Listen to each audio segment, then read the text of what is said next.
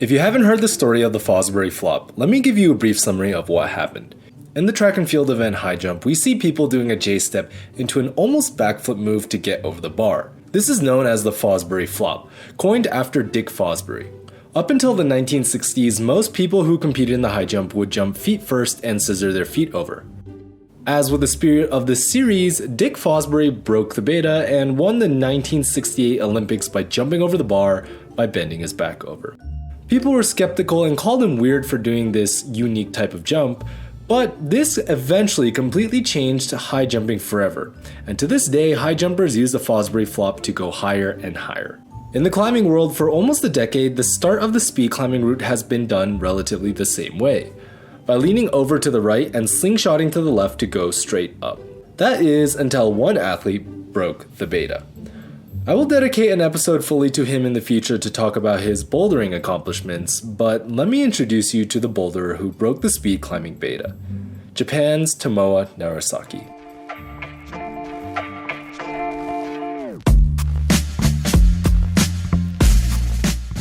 But before we get into today's beta break, we first have to talk in depth about speed climbing.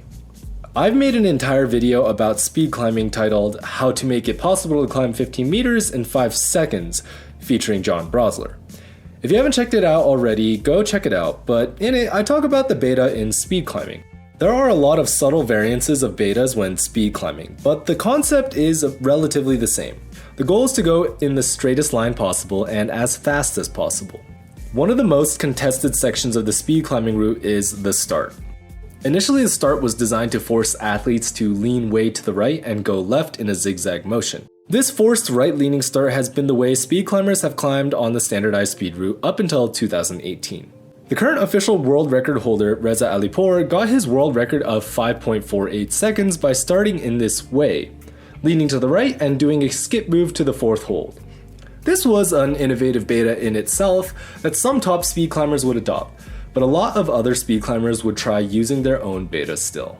However, in 2018, Tomoa Narasaki, known for his bouldering, gave speed climbing a try. Tomoa is known for having a poppy style, and his gymnastics background definitely shows in his climbing.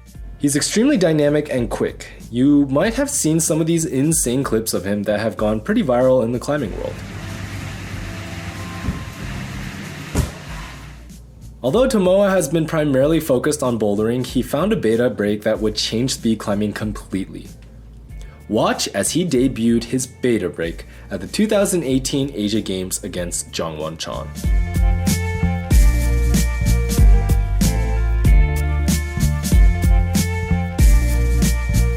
Although he slipped at the end, he had a sizable lead completely from the start.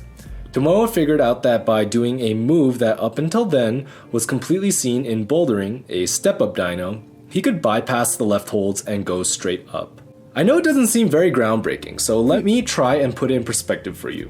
Since the introduction of the standardized speed route in 2007, literally everyone started leaning to the right and then slingshotted to the left. Previously, the concept of starting leaning to the right and slingshotting to the left was pretty standard. But once Tomoa found this step-up dyno, now dubbed the Tomoa skip, many combined athletes and speed climbers have adopted it.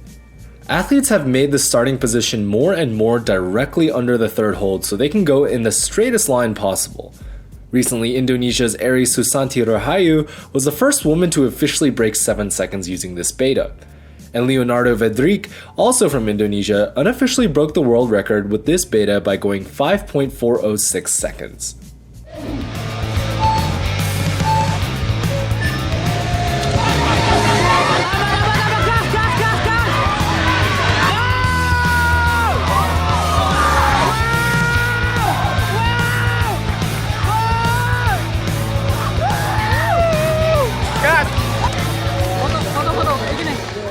If there's anything to learn from this episode, it's that collaborating ideas with different people is the way to innovation.